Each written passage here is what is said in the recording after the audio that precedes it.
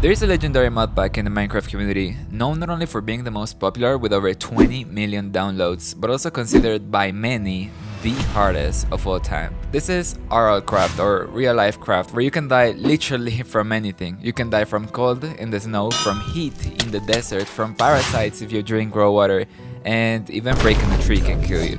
But the biggest danger, at least at the beginning, are the mythical dragons, giant flying creatures capable of wiping out entire villages in seconds. And I, a noob, want to take down at least one of them. So I will spend the next 100 days in this hell, learning how to survive, exploring new structures, improving my equipment, and getting closer to the goal of slaying a dragon. Starting out with day 1. What's the first thing you do when you first start the Minecraft world? I usually just walk up to the nearest tree and start punching it.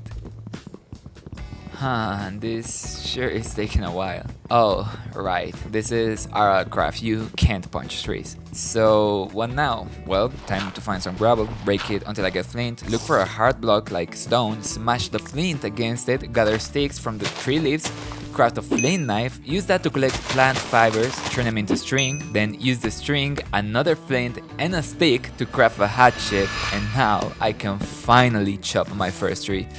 I love realism. After all that, I was already exhausted and thirsty. I walked over to a river, took a drink, got parasites, and died of hunger. And since I hadn't set my spawn, I respawned in a random location in the middle of the ocean. Great, more parasites incoming.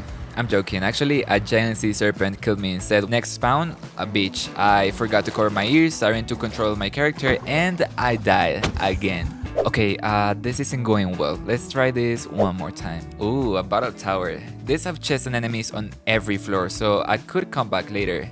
But wait, nothing has spawned yet. Maybe I can sneak in and loot the first chest. Wait, another one? Finally, a good start. Nah, never mind, no chest at the bottom, so probably not worth the risk.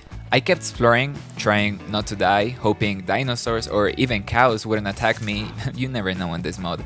And then I found a village that's huge early on. One of the chests had wood and sticks, so I could skip the painful flint tool grind. Let's see what else. Ooh, a blacksmith and a waystone. That means I have a respawn point, so when I do die again, I won't lose everything. Inside the blacksmith chest, a full iron set and some weapons. I can't use them yet, I need a higher level, but I'm taking them anyway. There was also a library with an efficiency 5 book and some other enchantments, and a cozy little room that looked nice enough to claim as my base. I set up some chests and started looting the whole village. Yo, wait, what's that? Why is that rat on fire? Yeah, I'm out. Anyway, the village had solid loot, tons of food, weapons, tools, iron armor, and even 2 diamonds. I stashed everything away, and just like that, day 1 was over. I spent the next day organizing my inventory and chests, sorting everything into sections. Oh, and I also found the map. Let's see what it does. Huh? Is this a bug? What's happening to my screen?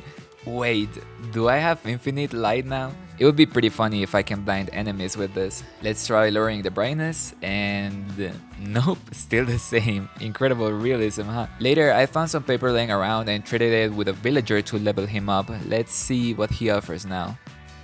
Another map? Yeah, you can keep that, bro. I already have a lantern. Then I mined some coal and stone, but instead of normal blocks, I got these tiny pebbles that I have to combine into regular sized ones just to craft a stone pickaxe.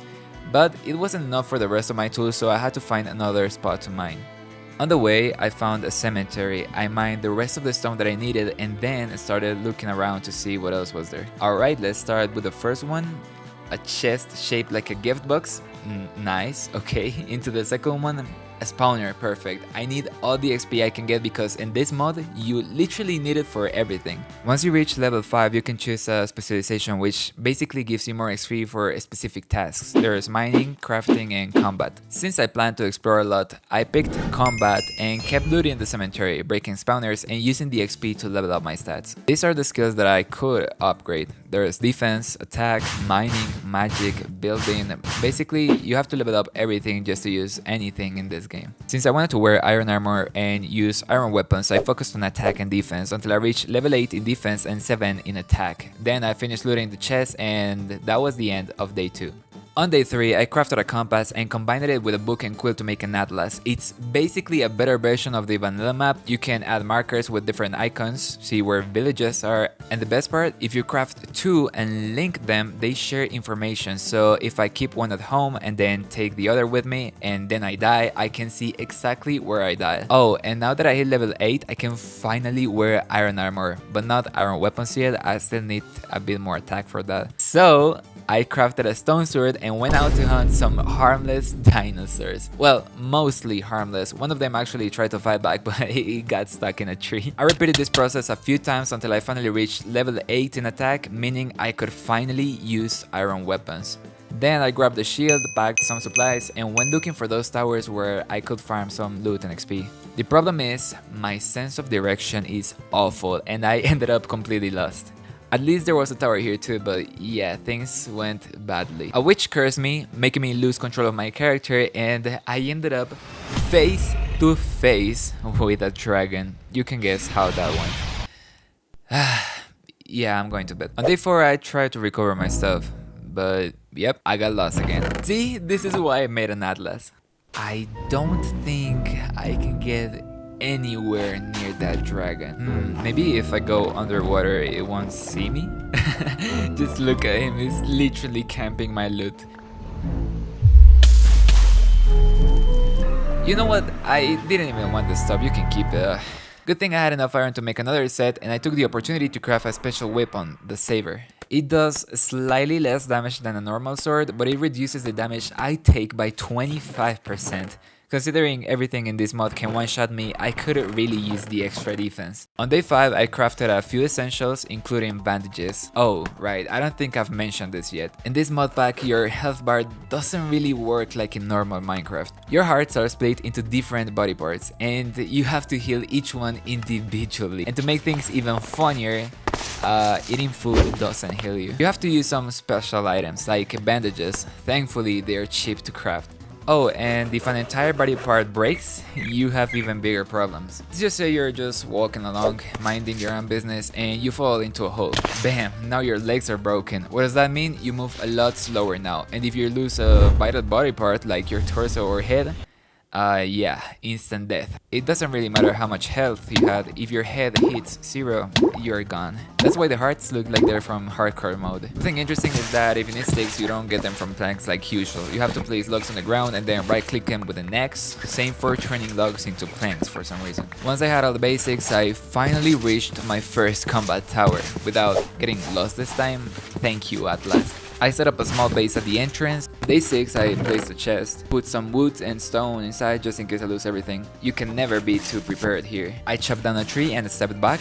I don't want it falling on my head, and yeah, that can actually kill me. Alright, let's head inside. If I'm not mistaken, there are different types of towers. Some go downwards, some go upwards. In theory, this one should have a mini boss at the bottom, so I'll start from the top. No, but that's not the case. Okay, mini tower lesson. In RLCraft, these structures are considered by most the best way to progress. The enemies that spawn here are from vanilla Minecraft, meaning they're the least terrifying of them all. And there are a few ways to loot them in a somewhat safe manner. As I mentioned, some go down, some go up. Usually at the last floor there's a mini boss, the golem. It's so strong that I stand no chance against it for now. And if you open a chest near it, so in its floor or the one below, it starts throwing explosions and blowing everything up until it reaches you. There's a few ways to avoid this, I'll show you later, but there's another type of tower, what I call broken towers. They don't come with an explosive golem, but their loot is worse. Doesn't matter though, because for now, I'm just here for the experience. Alright, let's move on. Hey, Ratatouille! Alright, blazes, I gotta be careful with those, but not as much as with spiders. If they hit me, they poison me, and that's really annoying. The good thing is, there's a nymph nearby, one of the only or maybe the only mob that actually helps. When you stand next to it, it gives you health regeneration so you can save some healing items. Alright, let's level up some defense and back to the tower. I feel way safer if I cover all these holes so spiders don't climb up, something doesn't shoot me from below, or worse, so I don't fall by accident. And that's the second floor done. Did you see that jump? Well, that wasn't me. There's a spider on the ceiling with weird particles around it. meaning it has a special ability. In this case, it can pull me. There are more dangerous ones, but we'll see those later. Alright, and these special mobs can drop stuff. This one gave me a bronze spear. I kept going down, clearing each floor carefully so I wouldn't lose my XP or my stuff. I got blaze rods, which will be really useful later for fighting dragons. And I also decided to clear the other tower nearby, which was really easier because for some reason many of the spawners weren't even active. I also ran into the second type of a special mob. This one was very annoying because its ability makes you drop your weapon when you hit it. But overall, things were pretty well. Got lots of XP, a diamond, bows, arrows, some silver pants which will be used for later, and fought some infernal beings. Then I went back to the blaze tower and had the brilliant idea of crafting throwable axes. This mod pack adds a lot of cool new weapons, but the throwable axes are kinda overpowered. With just a little iron you can craft 8 or even 16 projectiles if you make knives that you can just pick them up from the ground afterwards, so you can get a way cheaper ranged option than a bow early on. So yeah, I just kept doing my thing, slowly moving down, throwing projectiles from a safe distance because yes, I am scared to get close and what? Sorry, that was a little aggressive. Anyways, at some point I couldn't see anything. Alright, I need torches, sticks, coal, and... Wait, they're not lit? Wait, I have flint and steel. Can I... Realism! Oh, hell no, I'm blighted. Did it just throw a fireball at me? Yeah, these guys are a nightmare. They're pretty much the worst thing you can run into. Okay, that's a lie, but they're horrible. They're like the regular special mobs, but way faster and way stronger. I got lucky it was a skeleton, so I could just block its attack. If it had been a zombie or a spider, I'd be dead. At this point, I don't have much choice but to fight like this. I know, it's not the most entertaining thing to watch, trust me. I would love to have some epic battles too, but how the hell am I supposed to get in there? Yeah, let's just go to the end. And there we go, the final floor. I'm really close to a cave and I can't really see a thing. Yeah, I'm out of here. Here's the chest with the important stuff I got. Obviously, I can't use any of it yet, but hey, at least I leveled up a bit, right? Yo, what's this? Alright, I'm taking these torches. These ones at least are lit. Huh? Morphine. Okay, if you think about it, it's kinda appropriate. It's like the game telling me you're gonna go through intense pain, but hey, here you go, just in case. Thanks, RLCraft, you are the best. I took all the important stuff and headed back to the village, and by day 12, I finally got to sleep under a roof again. I spent the next day exploring around the village, melting in the heat, of course, but something was bothering me. I was also getting nauseous for some reason. I had no idea why until I found this bird, which killed me just by looking at me. Oh, I see. This thing can kill me just if I look at its general direction. Alright, I know what to do. Just grab my stuff and avoid eye contact. Tried to explore again, but the disgusting thing showed up again. This time I ignored it. If I don't look at it, it can see me. I mean, it can laser me to death. Except that didn't work because later another one showed up and I actually won, but it didn't really help much. On day 15, I picked up my stuff from the ground and I took my revenge. Let's see what it dropped. Ooh, a wither bone. Yeah, that was worth it. This is one of the materials that I need to craft dragon weapons, but first I have to kill a dragon. Yo, look at this structure. It's actually so pretty. Oh wait, I think it's a village. Yes, it is. So cool. I think I'm definitely spending the night here. On day 16, I found another broken tower and I spent several days there. You know the drill, slowly moving up, dying several times, fighting strategically. I'm not a court, I'm a tactician, and looting everything. Some important stuff that I got was lots of XP, heart crystals, so I can craft a kidney. Just kidding, an extra heart obviously. Alright, I also ran into another type of a special mob. Guess what they do? Nothing. They do nothing. They just kill you if you hit them. And I also got some ingots that I can use to craft accessories later. Tortu, I'm out. You were no fun at all. Bye. Then I found a horse at some sort of campsite. There were a few minerals and a bunch of feeding items. I took everything and kept exploring until I found a third tower. But this one was different. This was the first one with an actual boss. I made a bed and set my spawn point. From day 25 to 26, I kept clearing the third tower. Okay, I think I'll keep using this technique. What I do is first block up the entrance, then break a block below and quickly place a ladder. Then I break the block next to it and place another ladder, just like this. Alright, let's remove this to get more space. I don't know if there's a better way to do this, but at least this keeps me from getting hit by a ton of arrows. Skeletons still get some shots in, and spiders can technically get through, but it's pretty unlikely. By day 27, I was already close to the top floor. I found this chest with a bunch of new stuff that I haven't seen before. There was a rune, and to be honest, I have no clue what it does. Some lapis blocks, glowstone, and the most interesting thing, these pants, or well, pants accessories. Apparently, if I combine them with a piece of armor, they can regulate my temperature automatically, which is super useful in RLCraft. By day 28, I finished clearing the second to the last floor. With all the XP that I got, I leveled my defense to 16 and my attack to 20. That was enough to use diamond armor, if I actually had it. And then came the interesting part. I don't know if you can hear that, but that sound, yeah, that's the golem. It's right above me. So to keep it from getting mad and blowing everything up, I'm going to try a trick that I saw online. I'm placing a hopper under the chest, making sure I don't open it. Then, right below that, I place a barrel. In theory, this should be fine if I open the barrel. Alright, it seems that it works for now. Let's sort my inventory a bit. Ooh, another one of these. Oh nice, diamonds. Let's equip this and I think that should be everything. Something that I've totally forgotten to do is use my skill points. You can spend them to unlock passive abilities. I got one that gives me strength every time I kill a mob. And now, time to repeat the process with the one upstairs. This one is actually scary. Now time for the final chest. Let's see what's inside. Well, at least there are more diamonds. Time to get out of here. Wait, where's my hopper? Oh, hey there. You know what? You can keep it. I didn't even want it anyway. Might as well level up agility while I'm here. There's a dodge ability, wall jump, and ledge grab. Let's test them out. No idea how the wall jump works. Let's try the ledge grab. Okay, this one's nice. Could be pretty useful. I'd say that was solid progress. On day 30, I was heading back to the village to drop off my loot when a dragon attacked me for the first time. It just hit me with a tiny fireball, like a warning shot, but it left me with one heart in my torso, meaning I was this close to dying. After that, I found another horse. The previous one, yeah, I'd rather not talk about that. But I made it back to the main village without much trouble, ending day 30. On day 31, I was so tired of drinking dirty water that I finally put in the effort to get some clean water. It's actually super easy, just fill some bottles and throw them in a furnace, and boom, purified bottled water. The thing is, this only helps with thirst, not temperature. You can still die of hyperthermia, so no matter how much water you drink, you gotta keep that in mind.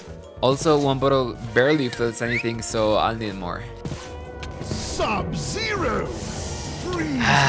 Perfect timing for an event to start. I'm thirsty, I'm injured everywhere, and now I have to deal with this. Great. Well, time to run. Oh yeah, something really cool in this mod pack is that you can call your horse, so I'm gonna try to get as far as possible. I literally spent like the next 3 days just organizing my chest. I have no idea why this takes me so long. And then I went back out exploring. The desert has so many things that I hate. Besides the heat is really exhausting. There are also these weird worm things. How strong are they? Oh, okay, yeah, not that strong. And I finally made it out of the desert. Yeah, let's not go that way. On day 36, I found the second village while exploring. Too bad the only valuable stuff was 2 diamonds, some scrambled eggs, and gold. I mean, at least that was useful. To progress in this mod pack, I need to start using a really interesting mechanic, and to do that, I have to craft this item, the Soul Gazer. Let me show you what it does. So in RLCraft, there are tons of mobs that aren't in vanilla. You can recognize them easily, like for example this one, which makes an annoying sound, or this one, which has given me multiple heart attacks. It even dropped enchanted books. And this other one, which almost killed me. Noticing a pattern. First, they aren't blocky like normal mobs, and second, they're ridiculously annoying and dangerous, but in this case that's actually useful because they're a way to make them fight for me instead of against me. But first I need a few materials to, let's say, tame the ones I want. On day 37 I found another village. I got some enchanted books and some basic materials. There was also this massive tower that it looked like it'd be full of magic, but it was completely empty. On day 38 I found a forest biome. There's a specific material that I need, and the only way to get it is from trolls that spawn underground. This is one of the few biomes where they actually appear. On day 39 I found yet another village, but this time I was looking for these bar-like crates. The cool thing about them is that when you break them, they don't drop their items, meaning they work kinda like a shulker box. If you combine them with a backpack, you get a lot of storage for traveling. I wanted to keep looting more, but there was a dragon and he was way too close. If it felt like it could destroy everything, so yeah, it would be better if he doesn't see me. On day 40 I used a waystone in the village to teleport back to my main base. These things are so useful. I also crafted a soul stone. This lets me bind a tame creature to me, so if it dies I can revive it. On day 41 I made some gifts for the imps, the annoying little guys that throw fireballs. If I give them enough I can make them my friends, so I spent some time gathering materials to make more. They can be made with sheep meat. As for yells, these things move way faster, look dangerous, but they really don't do anything, unlike this kind of wolf that paralyzes you just by touching you. By day 42 I had enough, I think, to tame one, and I already had the soulstone ready, so all I needed was to find one. I read online that they spawn near lava, but I've passed by several places and I haven't found a single one yet. Well, I'll chop down some trees nearby while I wait. Well, there you have it. RLCraft, the most realistic mod pack ever. It looks like the imp didn't want to show up, so let's go, horse, it's getting late. Honestly, I didn't think finding an imp would be this hard. I mean, when I'm not looking for them, they show up in drops just to annoy me. But when I actually need one, they all decide to hide. It's actually really funny. But not as funny as this horse, look at it! On day 44, I spent a long time shooting arrows at the sea serpent from really far away. It ended up dropping some scales and fangs. In theory, I can craft armor with them, but I didn't have enough to craft one piece. Besides, I wanted dragon armor anyway, so it wasn't much use to me. On day 46 I found some kind of dungeon. I'm pretty sure there are interesting things down there, so I'll come back later. Also, I saw a boss health bar appear. The chaos serpent sounds promising, but for now, this other structure, if I'm not mistaken, there should be a full diamond block down there. And hey, 9 free diamonds. Inside, there was also a lot of useful things, like for example a room full of chests. Most of them were empty, but a few helped me a lot. Like this one that had a ton of saddles. That's useful because my horses don't survive very long, unfortunately. Which, if you think about it, it's normal. If I, who supposedly have armor and weapons, barely survive, then my poor horses, they don't stand a chance. Anyway, back to the topic. There was also a chest with several enchanted diamond tools and other materials. Finally, some progress. I took the chance to use my poor man's shulkers and managed to take a lot of stuff this time. Oh, and this last chest was also great because I had burned through like 700 arrows on the CPs, and in the end it was for nothing. Then I spent an absurd amount of time searching for imps and organizing my chest. Seriously, I don't know why this is so hard for me. Oh yeah, I also made a diamond chestplate and applied a temperature regulator to it. I think this should be enough for any biome. And on day 51 I also applied my first enchantment. On the night of the day 51, with my new upgraded gear, I dared to spend my first night outside. I stayed right next to the lava, waiting for an imp to spawn, and yes, one actually appeared. Okay, I have to give it enough imp treat. Okay, this should do it a little more. Yes! That's how I got my first pet. I have a menu called the bestiary where I can control what it does. I can set it to defensive mode or aggressive mode, and I can even spawn it from here. On my way back to the base, I found another one, and I tamed it too since I had plenty of meat left. but I had to be more careful with this one since I didn't use a soul stone on it. If it dies, I won't be able to respawn it, so I carried it on my shoulder to keep it safe. On day 53, I found another village. Something that caught my attention was this double jump enchantment. Apparently, I can apply it to my boots. I wonder if I can use it to negate fall damage. As usual, I took everything I thought was important. I also got ambushed by some reapers. That's when I got to see how useful my imp actually was. Since it can fly, it can get close and attack them while I can't, and it also burns them. If it were a mob that dropped food, it would even drop it as in a cooked version, so for now I think it was worth it. I suppose when I can use both at the same time, it will be even better. There were too many of these things. Luckily, some mobs called the Aegis helped me out too. The next few days I spent climbing another tower, but I forgot a tiny detail: keeping track of which floor I was on. I ended up opening a chest that I shouldn't have opened. The golem instantly started throwing fireballs and blowing everything up. I had no choice but to run out of range and hope it calmed down. And it did calm down for a while, but I messed up again. But nah, I'm not running anymore, I'm fighting.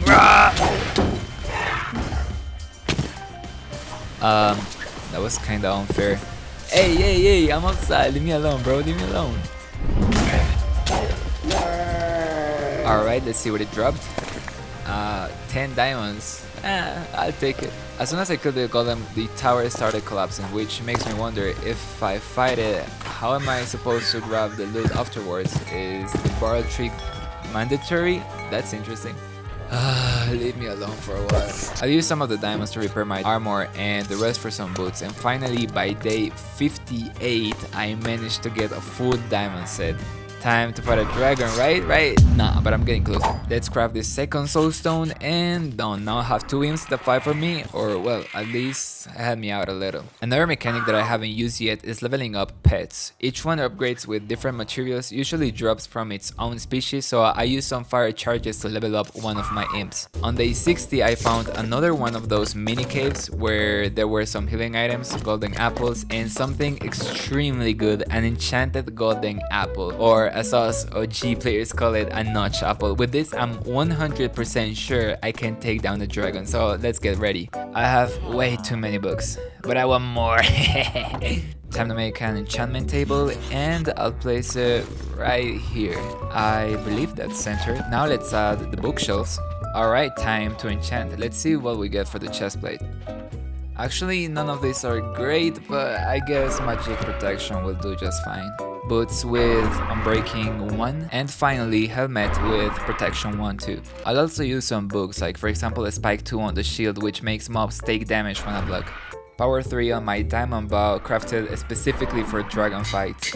And of course, the one enchantment I can't go without: infinity. No more running out of hours. Alright, let's head for the first dragon. Something I realized recently is that when I'm near my imps, they give me fire resistance, so in theory, I shouldn't die to its fire breath. We'll see about that. I got close to the dragon and started shooting it from a distance for a while. Too bad my aim is garbage, I was barely hitting anything. I moved in a little closer, and then the inevitable happened. Okay, I took no damage from that, that's awesome, but my horse on the other hand, well, I guess we're going on foot. Wait, I can't see a thing. I literally can't see a thing. Did my imp just die? Okay, I'm just screwed. I knew this wouldn't be easy, but this is ridiculous, right? Or am I just bad? Nah, there's gotta be a way. I didn't even use my notch apple. Alright, second round. Yo, just kidding, bro. It was a joke, bro. It was a joke. Chill out, bro. Please survive for a bit. Okay, new strategy. It's nighttime now. I'll get in close and fight it in melee with my sword. The notch apple should give me fire resistance, so I should be fine. In theory, of course.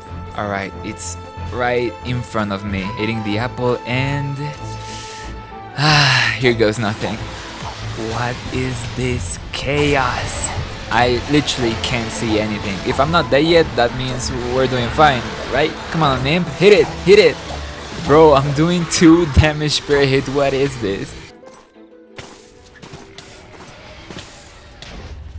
Well, that was close. Since I ran out of notch apples and my imps clearly don't give me enough resistance, now it's the perfect time to make some potions. With just one fire resistance potion, in theory, I should be able to win. Okay, it's made with an awkward potion. I only have one, so if this doesn't work, I'm screwed. Then some magma cream and finally some blaze powder. It only lasts 3 minutes, but if I add redstone, it goes up to 8 minutes. That gives me exactly 8 minutes to take down this lizard. And finally, day 69. This is the day I finally kill a dragon. As I approached its territory, I thought about how brutal this modpack has been. I haven't had a single moment of peace, not even while chopping trees. Okay, that was a bad example, especially not while chopping trees. But you know what? It hasn't all been that bad. I've had so many horses and villagers, and I still have my beautiful twin demons that won't let me sleep with their noises. This victory is dedicated to all of you, my allies. As soon as I drank my potion, I started drawing the dragon's attention. Its fire couldn't hurt me anymore, but the elementals that spawned from it could. Since I couldn't see anything, my only option was to run to the ocean and get a brief break from the flames. It felt like things were spiraling out of control with fire blasts non-stop. I was cornered with no way out. But in one final moment, the dragon got close and stopped breathing fire for just a second. That was my chance. I landed a few last arrows, and after that, I walked up to this course and looted everything I could, even its bones. So I completed my goal. I did it. I took down a dragon. Does that mean this is the end? Nah, that was way too boring. I want this video to have a truly interesting dragon battle, and for that I have two ideas. The first one will be taming a flying mount. The best option so far is a rock, and before you ask, yes, you can ride them. Or the second one for a cooler challenge will be fighting without bows or flying mounts, but only using the raw power of a ultimate weapon and armor. Either of this will make for an epic way to end the video, but which one is the best one? Nah, screw it, let's do both. Let's start by crafting some sick weapons with the dragon bones. I made a glaive, and then I made a mace that deals extra damage to the undead, and later on a nunchaku, which is actually the highest DPS weapon in the game. And of course, dragon scale armor. The only thing left is leveling up attack and defense to 24 so I can actually use all this. So, yep, time to explore again. I found a village, more dungeons, and more battle towers. After grinding combat, I finally hit level 24, and by day 72, I could wield my new weapons. By day 74, I crafted my first accessory, an enchanted eye ring that gives me permanent night vision. And on day 75, armed with my new vision, I entered a cave for the first time, hunting for trolls that only spawn underground. Look at this one, it can reach me. With the materials from the troll, I finally completed an avian saddle, which I'll need to fly later, and it also dropped this huge bong. On day 76 and 77, I searched for diamonds to craft a soul stone, but I found literally nothing, so I had to resort to recycling. Curse this inflation. Alright, now I have the soul stone, I have the saddle, all I need is enough avian trees. They're made with a fish called silex. I had a few, but I needed more. I spent literally the next 10 days trying to farm silex. I tried everything, building a farm, hunting them individually, fishing, which is way more complicated in this modpack since you have to craft every part of the rod separately, and it even has its own minigame for some reason. But at least you can use bait, which helps a bit. And by day 83, I finally had enough. Sorry little guys, I need to craft something. Hopefully this is enough. Now, time to find the rock. And when I finally found one, I fed it almost all my treats, and just as I was about to use the soul stone, this happened. Oh, look at that, a rock spawner magically appeared in my inventory. Hey, a rock, finally! I gave it all the traits that I definitely farmed for 10 more days, and now at least I had a flying mount. With the rock, exploring became infinitely easier. I traveled so much that I found this insane village. It would be so cool to make this my main base, but there's no time to move. Instead, I raided battle towers, I gathered materials, and I kept leveling up my defense to use the dragon armor. And honestly, with my 3 pets and bone weapons, nothing was much of a challenge anymore. And by day 90, I had looted so many structures that I finally returned to my base and equipped my dragon armor. I was missing the boots, but hey, it doesn't matter, we can get them later. And I also enchanted it with all the books I had. By day 91, I added temperature regulation, and I also buffed my nunchaku with even more enchantments since I plan to use them as my main weapon. With all this, I was finally ready for one of those deadliest dungeons. Yeah, those ones that you haven't even entered and there's already a boss bar on your face. I don't like these stairs, like, at all. Whoa, that looks dangerous.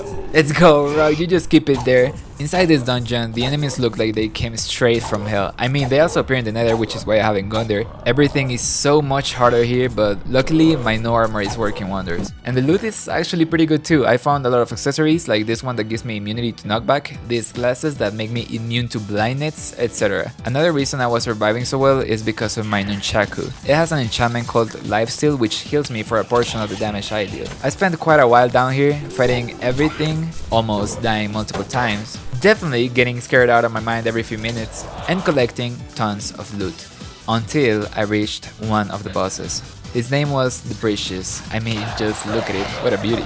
It moved incredibly fast and it ended up killing all of my pets. But it was a cool fight. I actually enjoyed it because it dropped an imp soulstone which lets me summon a mini version of it. But before leaving, I noticed that apparently there are multiple bosses in the same dungeon, so I kept exploring and eventually I found the Chaos Serpent. Now this one actually scared me. I killed it from a distance with my bow and it dropped an aberration soulstone and several diamonds. This aberration is in the mount section and it's a flying and very creepy one, so it will be really interesting to ride it. Too bad the saddle requires materials that can only be found in the end. Anyway, I went back to the base and with all the materials I gathered, I crafted a new awesome accessory called the Dragon's Eye. It's made with the dragon head I got a while back, my night vision ring, and some other crafting materials. When you equip it, you get the night vision from before, but also you get unlimited fire resistance. In short, dragons are no longer a problem. Well, at least the fire ones. I still haven't fought an ice dragon yet. I feel pretty strong now. Just look at what I can do against the golems. I think I'm finally ready for a real fight against the dragon. I'm going to fight it while flying and trying to dodge everything. And there is a dragon right in front of me, so hopefully this goes well. I'm going to try staying above it so I can aim better.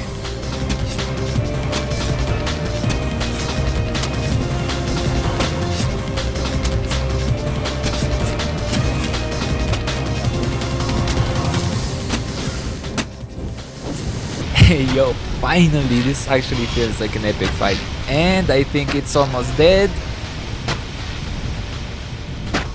Yeah, there he goes. If you bring a bottle, you can fill it with the fire dragon blood, and with this, you can actually craft flaming weapons.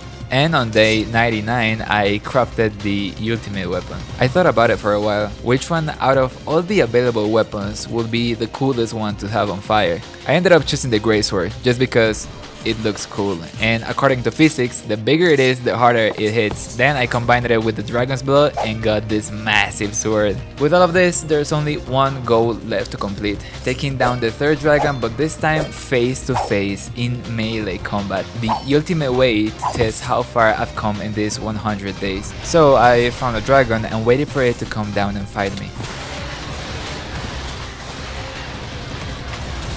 It feels like it's not even damaging me.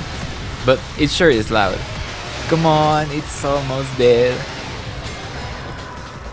Okay, I ended up almost full health. Well, that was actually really fun. This mod pack was super stressful at the start, but in the end it was a lot of fun. A full 100 days. Surprisingly, I managed to complete most of my goals.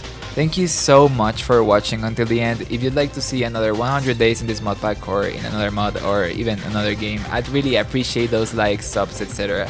Thank you again and see you in the next video.